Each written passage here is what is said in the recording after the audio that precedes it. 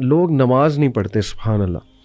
یعنی دے claim to know کہ یس وی لو اللہ, ہمیں پتہ ہے اللہ کون ہے, لیکن ہاؤ کم, مجھے نہیں سمجھ آتی. اگر میں اپنے آپ کو دیکھوں, ٹو بی آنیسٹ, میں جب نماز نہیں پڑھتا تھا میرے کانسیپٹس نہیں ٹھیک تھے. مجھے ایسا لگتا تھا کہ نماز شاید جو 1-2 ہی پڑھ لو بس کافی ہے, اللہ کا لو اتنا زیادہ ہے, انفائنائٹ ہے, اللہ معاف کر دے گا. مطلب میں اپنی بات کر رہا ہوں, بٹ اللہ نے ایک ریزن بتائی ہے, میں آپ کے سامنے وہ ریزن رکھتا ہوں. سورہ قیامہ کی آیت نمبر 31 ہے, فلا صدق ولا صلی ولکن کذب وتولی.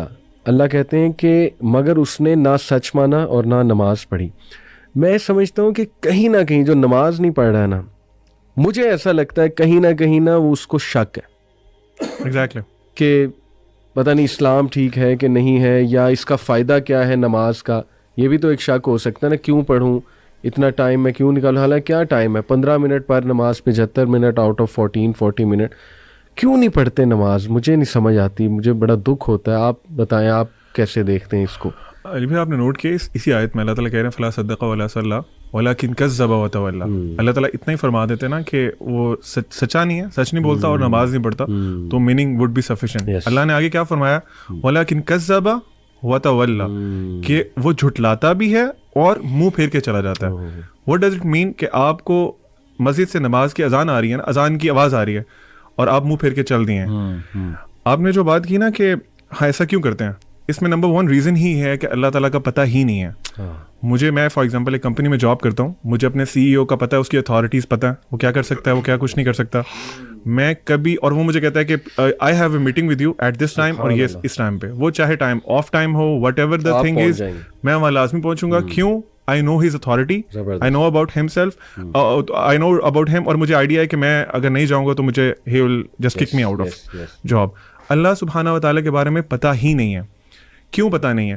آپ نے جو ابھی بات کی تھی نا کہ ہم قرآن نہیں پڑھتے, پروفٹ صلی اللہ علیہ وسلم کی ایک بہت خوبصورت حدیث ہے, اس کی ایک پارٹ ہے, اس کا مفہوم یہ ہے کہ اللہ تعالیٰ جو قرآن ہے نا وہ اللہ تعالیٰ کی ایک رسی ہے, جو رسی ایک طرف سے اللہ کے ہاتھ میں ہے جیسے اس کی شان کو لائق ہے, اور دوسری طرف سے وہ ہمارے پاس موجود ہے. اللہ کے نبی صلی اللہ علیہ وسلم نے انسٹرکشن دی کہ ہولڈ آن ٹو اٹ, اگر تم اس کو مضبوطی سے پکڑ کے رکھو گے نا تو تم کبھی گمراہ نہیں ہوگے. ابھی آپ دیکھ لیں کہ ہم لوگوں نے وہ رسی چھوڑی ہوئی ہے. اللہ تعالیٰ از دیئر, اللہ ہم کون موو کیا ہے, ہم موو کیا ہے نا اللہ سے دور. تو لیک آف نالج اباؤٹ اللہ سبحانہ و تعالیٰ, اپنے آپ کو قرآن سے ڈسٹینس کر لینا, کیونکہ قرآن انٹروڈیوسز یو ٹو اللہ سبحانہ و تعالیٰ. اگر آپ وہ نہیں کر رہے تو ڈیفینیٹلی آپ کو ڈاؤٹ ہے, آپ کو پتہ ہی نہیں ہے کہ آپ نے کس کی بات نہیں مان رہے, کس کی پکار پہ نماز نہیں پڑھ رہے. اینڈ نماز fixes a lot of your problems اگر اس کو صحیح طرح سے پڑھا جائے. Zeeshan, what do you think, why don't people pray? علی بھائی دیکھیں, اس کو نا دیکھنے کے 2 پرسپیکٹیوز ہیں. ایک بہت خوبصورتی سے آپ دونوں نے بتایا, یہ ہے اس کو آپ سمجھ سکتے ہیں ڈانٹ ڈپٹ کا طریقہ, یا پھر ایک خوف والا پہلو غالب رکھ کے. دوسرا پہلو آپ اس کو میں کوشش کروں گا سمجھانے سے اللہ تعالیٰ کے ایک نام سے, الوہاب سے. میں آپ کو مثال دیتا ہوں. آپ مجھے ایک چیز کہتے ہیں کرنے کو, اللہ نے بھی ہمیں کہا نماز پڑھنے کو, ٹھیک ہے, آپ نے فرض کریں مجھے کوئی چیز کہا کہ بھئی یہ کرو, اچھا 2 وجوہات ہو سکتی ہیں کہ میں وہ ایک کام کروں. آپ نے جو مجھے کہا, ایک تو یہ ہے کہ مجھے آپ سے ڈر ہے اور آپ کا خوف ہے, اور اس کے کانسیکوینسز ہیں جو کہ مجھے فیس کرنے پڑیں گے, جس کا مجھے پتا ہو, وچ از ون آف دا ویز کہ ہم وہ کام کر سکتے ہیں. اچھا دوسرا یہ بھی ہو سکتا ہے کہ مجھے پتہ نہ ہو اور بعد میں پتہ لگے کہ آپ نے میری کتنی چیزوں کا خیال رکھا ہوا ہے. مثلاً میری فار ایگزامپل جاب نیچر اس طرح کی ہے کہ مجھے باہر جانا پڑتا ہے شہر سے, مجھے پتہ ہی نہیں ہے, اور آپ جو ہے نا, میں یہ سمجھتا ہوں کہ میرے گھر پہ ساز و سامان کوئی اور لے کے آتا ہے, لیکن مجھے بعد میں پتہ لگتا ہے کہ یہ جتنی چیزیں دے رہے ہیں یہ آپ دے رہے ہیں. میرے دل میں کیا جذبات پیدا ہوں گے مجھے بتائیں؟ شکر گزاری کے جذبات پیدا ہوں گے, بالکل ہوں گے. آپ اس اعتبار سے واہب ہیں, عربی میں واہب کہتے ہیں گیور کو.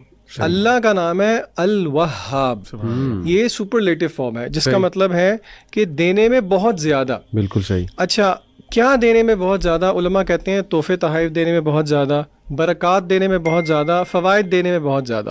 اور علماء نے یہ بات بھی سمجھائی کہ اللہ نے یہاں پہ انٹینسو فارم کیوں یوز کی, کیونکہ اللہ تعالیٰ کیا کبھی کبھی دیتا ہے, نہیں ہر وقت دیتا رہتا ہے, ٹھیک ہے. دوسرا, کیا اللہ تعالیٰ ایک چیز دیتا ہے؟ نہیں, ورائٹی آف تھنگس دیتا ہے. تیسرا, اللہ تعالیٰ intentionally intentional giving in amounts that go beyond the necessary and expected.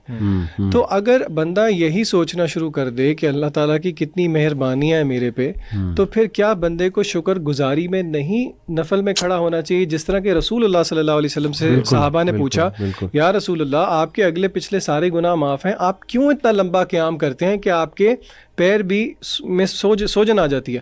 آپ صلی اللہ علیہ وسلم کا کیا جواب تھا کہ کیا میں اپنے اللہ کا شکر گزار بندہ نہ بنوں؟